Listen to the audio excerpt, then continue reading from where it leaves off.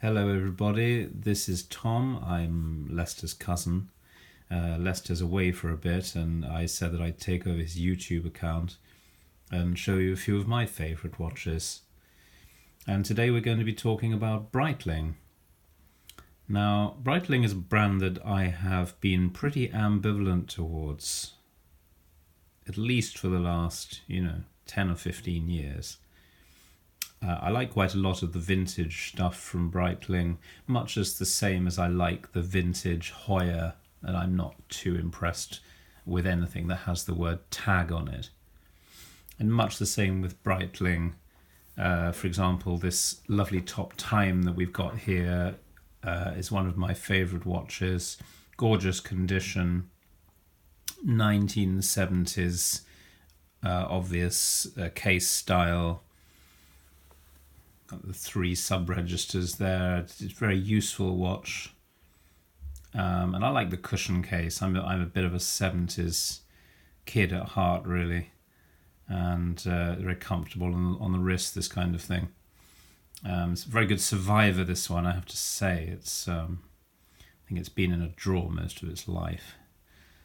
There we go. Little shot at the back there. But I must say Breitling is the kind of shop that I normally walk past when I'm in a shopping centre or a mall.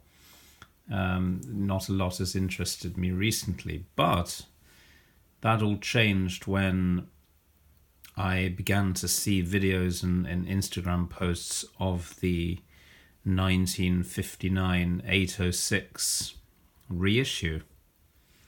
It looked gorgeous. I was very impressed by the fact that they had stuck so closely, identically to the original issue of that watch, with just a very few minor changes to bring it up to date. So I looked at the videos and then my jaw dropped when I saw the price, something like $8,500, £6,000 and a bit.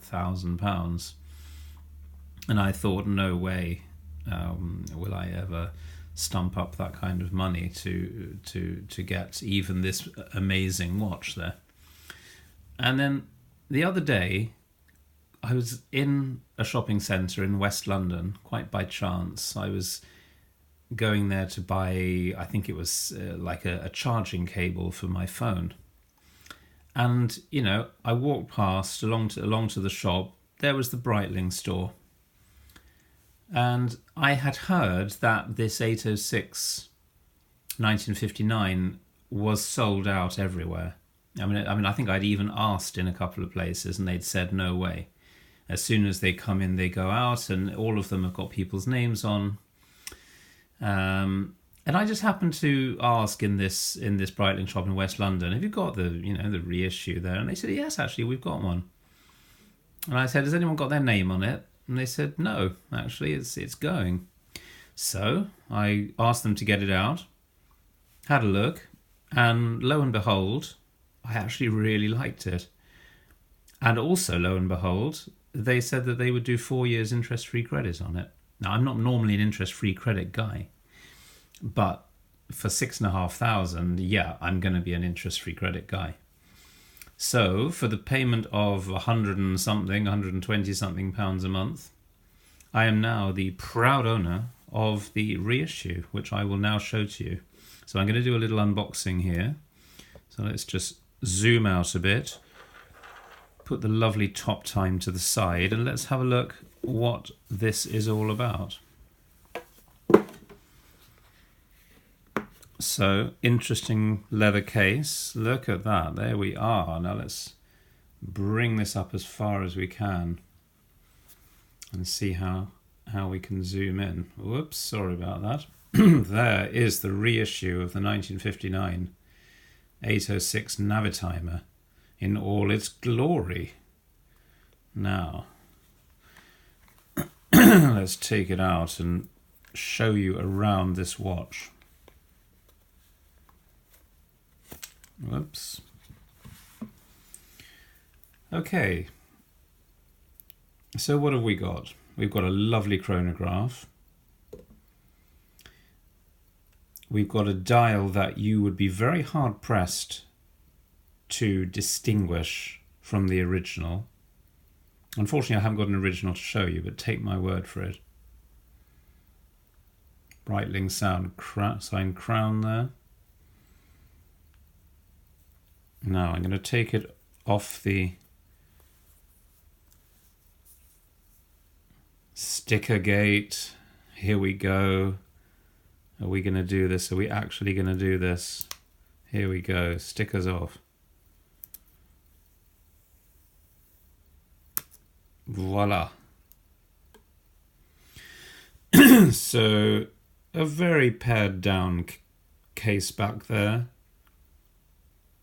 Just the word Breitling and the number and stainless steel. That's all you need to describe this watch. It's a pity they didn't have 555. I like my sequential numbers. But yeah, I've got 554. Doesn't matter. So the story goes with this watch that they paid so much attention to detail that they even got the right number of beads on the rotating bezel here, 94 of them. And fair play to Breitling, they've done a wonderful job here. They haven't updated the watch for modern tastes. They haven't changed something for the sake of changing it. They've meticulously recreated the original watch, down to the fonts, down to the exact number of graduations on the various scales there that I don't understand, that I hope to learn a bit more of, down to the lug width and the dimensions of the lugs versus the case. Now, I can tell you the things that are different on this watch are the water resistance, which is now 30 meters. Nothing to write home about, but it's better than the original, I think. Another difference is the movement inside, because this is a manual winder and the original was an automatic, so they took the BO1 Breitling in-house movement and they have updated it to the BO9. And because it's a mechanical movement, there's slightly less need for the height of this watch, but it is exactly the same as the original. But if you look very closely, I think there's a slight difference in the top case, the mid case, etc. They don't need quite as much room for the mechanical wind movement. But I think this watch is absolutely wonderful. Let me see if I can pop it on the wrist and show you how it looks. I've got a roughly 16 and 3/4 centimeter wrist. Just show you what I'm taking off. My lovely bullhead Seiko blue and black chronograph with an incredibly comfortable bracelet. Love this watch. So we will pop the Navitimer on the wrist. Now, I'm not going to put it on completely. I'm just going to hold it there. You can see what it is like. It's a pretty good fit. What's going on with the light here? It's a pretty good fit on my wrist there. Nothing. It doesn't really go over the bone too much. Oops, there we go. Slightly over. But there's going to be a comfortable watch. The strap it comes on, by the way, is very nice quality leather.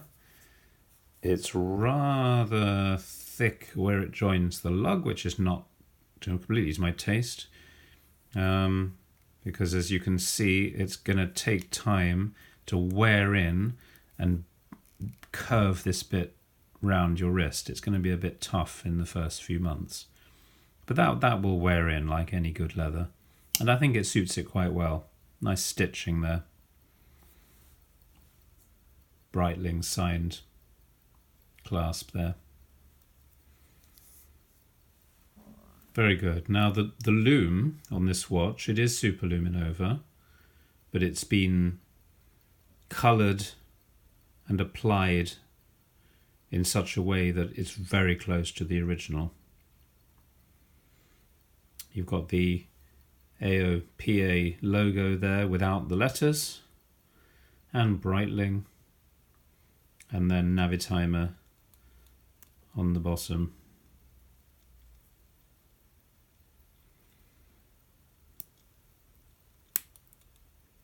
So the chrono going. Nice action on the chrono.